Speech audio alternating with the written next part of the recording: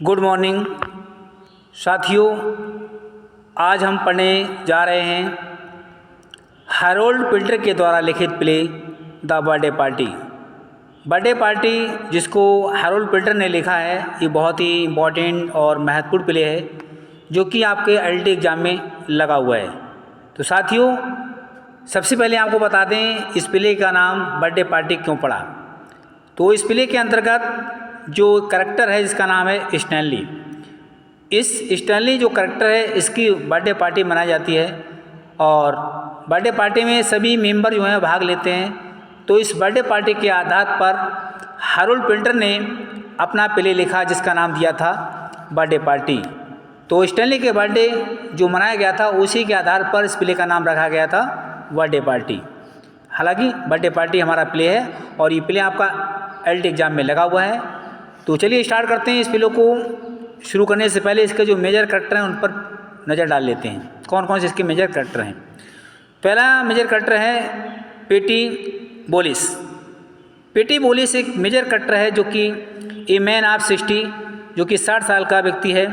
और नेक्स्ट दूसरा करैक्टर है मेक ए वाइफ ऑफ पेटी, जो कि पेटी की पत्नी है। और तीसरा जो करैक्टर है वो है Stanley weber. Stanley weber a man of 30, ये 30 साल का व्यक्ति है। नेक्स्ट है चौथा करैक्टर है लुलू ए वुमेन ऑफ 20, जो कि 20 साल की महिला है। और पांचवा करैक्टर है नट गोल्डबर्ग। नट गोल्डबर्ग जो कि एक जीव यहूदी धर्म का है, आप 50 साल का व्यक्ति है।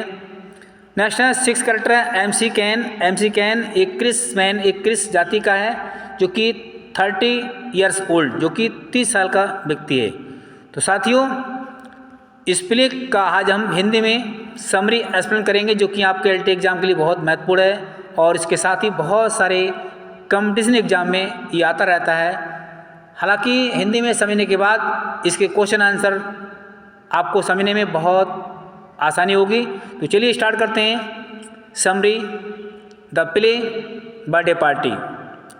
तो साथियों स्टार्ट करते हैं। इस प्ले बर्थडे पार्टी की जो शुरुआत होती है वह इंग्लैंड में 1950 में बोर्डिंग हाउस के करीब सी साइड में रहने वाले, यानी सी साइड में पढ़ने वाले एक कमरे से होती है। सी साइड के करीब में एक कमरा था, उस कमरे से इस प्ले की शुरुआत होती है जो कि सी साइड में पड़ता है। हालांकि इस कमरे को बोर्डिंग हाउस का नाम भी दिया गया है और इसका जो मालिक है वो है पेटी। हालांकि बोर्डिंग हाउस का जो मालिक है वो पेटी है जो इस प्ले का मेजर करैक्टर है। और मेग उसकी पत्नी है। हालांकि मेग जो नाम की महिला है वो पेटी की पत्नी है। दोनों 60 ईयर्स की एज में हैं, हालांकि 60 साल की उम्र के हो गए हैं। तभी पेटी जो है पेपर यानी अखबार को लेकर के कमरे में प्रवेश करता है। तभी मेग पेटी से पूछती है फूड जॉब, यानी भोजन के बारे में पूछती है। तभी पेटी मेग को बताता है कि दो मेहमान जिनके नाम गोल्डबर्ग और दूसरा नाम एमसी कैन है, दोनों जो हैं ठहरने के लिए बोर्डिंग हाउस में आ रहे हैं।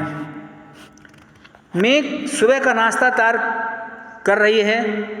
वह स्टैनली को बुलाती है और हालांकि जब बुलाती है स्टैनली को तो स्टैनली जो है मेग को कोई जवाब नहीं देता है, हालांकि वो नहीं आता है।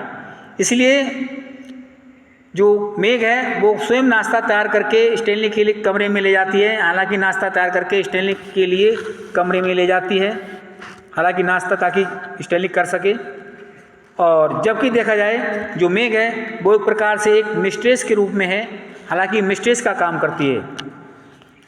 स्टैनली को कंसर्न पार्टी का एक मेंबर चुना जाता है क्योंकि जो पार्टी होने वाली थी वो कंसर्न पार्टी के नाम से थी और उसका मेंबर जो था, कहने मतलब है पार्टी जो होने को थी उसको कंसर्न पार्टी का जो मेंबर था वो स्टैनली को चुना जाता है।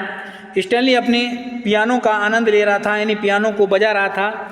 वह घर से बाहर नहीं जाता है। वो नाश्ता से भी संतुष्ट नहीं है, जो नाश्ता मेग लेकर आती है उस नाश्ते से भी वो संतुष्ट नहीं है। वो बोर्डिंग हाउस को एक पिग सिटी के नाम से कहता है, हालांकि एक पिग सिटी है। मेघ उसे खूबसूरत दोपहर के वाद के समय का याद दिलाती है, हालांकि जिसका उसने आनंद लिया था। वह स्टैनली को याद दिलाती है कि 2 मेहमान आने वाले हैं, हालांकि अभी संदेह है कि आएंगे या नहीं आएंगे, लेकिन आने वाले हैं। इस बात पर स्टैनली को आश्चर्य होता है कि मेघ चाहती है कि स्टैनली लगातार उसके साथ रहे। जब स्टैनली 2 संदिग्ध मेहमानों के आने की सूचना सुनता है तब वह परेशान हो जाता है। हालांकि स्टैनली परेशान हो जाता है जब वो 2 मेहमान के आने की सूचना सुनता है। लुलू एक पड़ोसिन है, वह अपने पार्सल के साथ आती है। लुलू उसमें कोई रुचि नहीं दिखाता, हालांकि लुलू जो है उस महिला को नज़रअंदाज कर देता है। तभी लुलू उसे एक बिस आउट बताती है, यानी बास आउट बताती है। उधर मेहमान अनुमान के ठीक समय के अनुसार समय पर आ जाते हैं। गोल्डबर्ग एक यहूदी धर्म का लगभग 50 साल का व्यक्ति है, ठीक है। उसे एक नट के नाम से भी जाना जाता है, यानी गोल्डबर्ग को एक नट के नाम से भी जाना जाता है जो कि यहूदी धर्म का है। तथा दूसरा मेहमान एमसी कैन था जो इरिश जाति का है। ये 30 साल का नौजवान व्यक्ति है। ये दोनों एक निश्चित उद्देश्य से आए हुए हैं। ऐसा लगता है कि वे एक संगठन के लिए काम करना चाहते हैं, हालांकि एक संगठन बनाना चाहते हैं। मेघ बताती है कि आज स्टैनली की बर्थडे पार्टी है, हालांकि आज स्टैनली का बर्थडे मनाया जाएगा।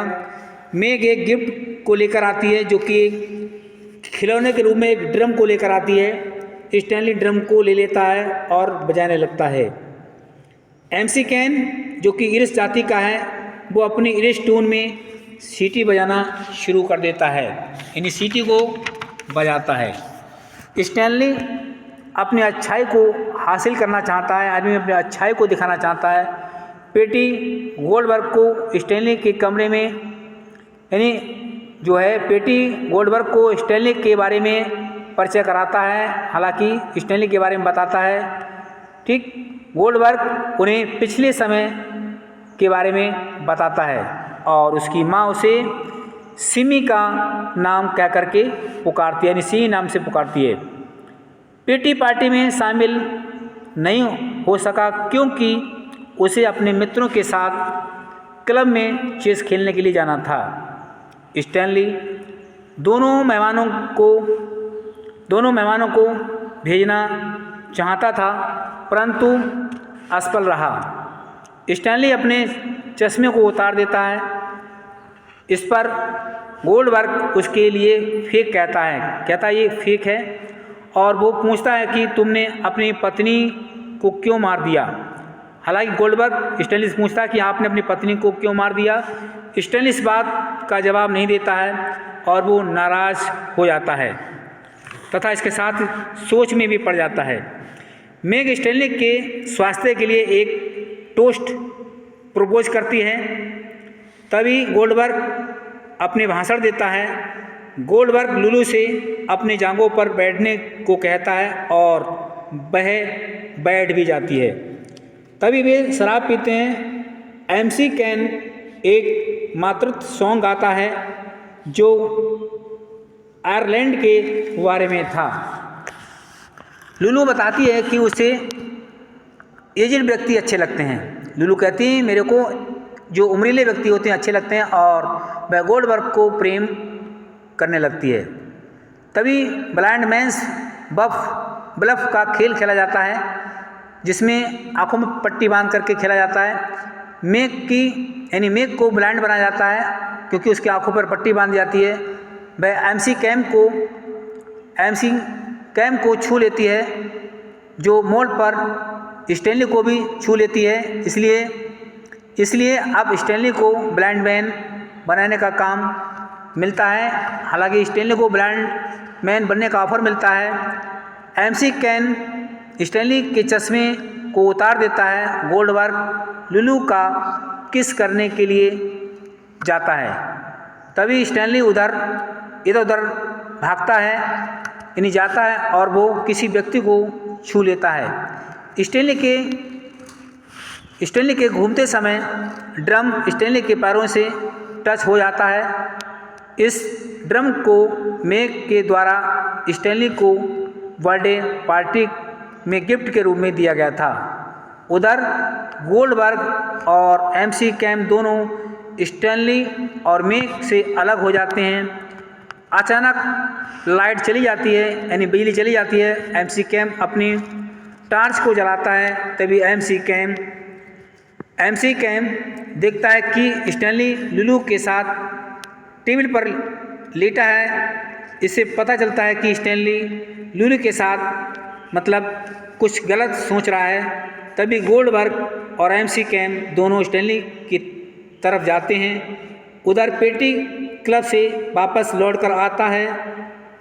मैक पेटी से सिरदर्द का बहाना बनाती है। हालांकि मैक जो है पेटी से, जो कि उसका पति है, उससे सिरदर्द का बहाना बनाती है और कहती है कि उसने अधिक पी ली है जिससे उसको सिर दर्द हो रहा है। मैक पेटी से पूछती है जो ब्लैक कार पार्क में आकर खड़ी हुई है वो किसकी है। तभी पेटी बताता है कि ये गोल्डबर्ग की कार है। पेटी गोल्डबर्ग से स्टैनली के बारे में पूछता है। गोल्डबर्ग पेटी को बताता है कि स्टैनली के बारे में तो केवल एक अच्छा डॉक्टर ही बता सकता है। वो कहता है कि बर्थडे पार्टी ने उसे नर्वस बना दिया है, उदास बना दिया है। तभी एमसी कैम नीचे आता है। वह थोड़ा नर्वस सा दिखाई देता है। गोल्डबर्ग उसे बताता है कि स्टैनली अब जाने को तैयार है। ठीक है, गोल्डबर्ग जाता है और कहता है कि उसने स्टैनली को टूटा हुआ चश्मा दिया था, यानी कि स्टैनली को टूटा हुआ चश्मा दिया था। गोल्डबर्ग भी निराश था। एमसी कैम उसे सिमी कहता है। तभी गोल्डबर्ग नाराज़ हो जाता है क्योंकि वो इस प्रकार का नाम उसे पसंद नहीं है। तभी गोल्डबर्ग को अपने पिता की जो सलाह उसे कभी दी गई थी वो याद आ जाती है कि किसी परिवार के लोगों को चोट नहीं पहुंचानी चाहिए, हालांकि किसी की मर्यादा को ठेस नहीं पहुंचानी चाहिए। तभी लुलू आ जाती है और वो गोल्डबर्ग पर दोष लगाती है कि गोल्डबर्ग ने उसका पूरा फ़ायदा उठाया। एमसी कैम ने भी उसे परेशान किया था। तभी स्टैनली नीचे आता है और गोल्डबर्ग स्टैनली को उज्जवल भविष्य की शुभकामना देता है। स्टैनली उसकी बातों पर ध्यान नहीं देता है। पेटी आश्चर्य महसूस जो करता है। तब स्टैनली के साथ गोल्डबर्ग और एमसी कैम को देखता है। गोल्डबर्ग बताता है कि स्टैनली को स्पेशल उपचार की, यानी विशेष उपचार की आवश्यकता है। तभी दोनों मेहमान यानी गोल्डबर्ग और एमसी कैम बाहर चले जाते हैं और अपनी कार में बैठ कर के जब जाते हैं तो कार की आवाज़ आती है। दोनों व्यक्ति स्टैनली को छोड़कर चले जाते हैं। उधर पेटी अपना न्यूज़ पेपर पढ़ने लगता है, यानी अखबार पढ़ने लगता है। मैक जो है वो पेटी से स्टैनली के बारे में पूछती है। पेटी स्टैनली के बारे में नहीं बताता, जबकि स्टैनली अपने बिस्तर पर लेटा हुआ है। ठीक है, आराम फरमा रहा है, यानी आनंद ले रहा है। और इसी के साथ इस प्ले की एंडिंग हो जाती है। साथियों, ये प्ले आपको समझ में आ गया होगा। थैंक यू, धन्यवाद।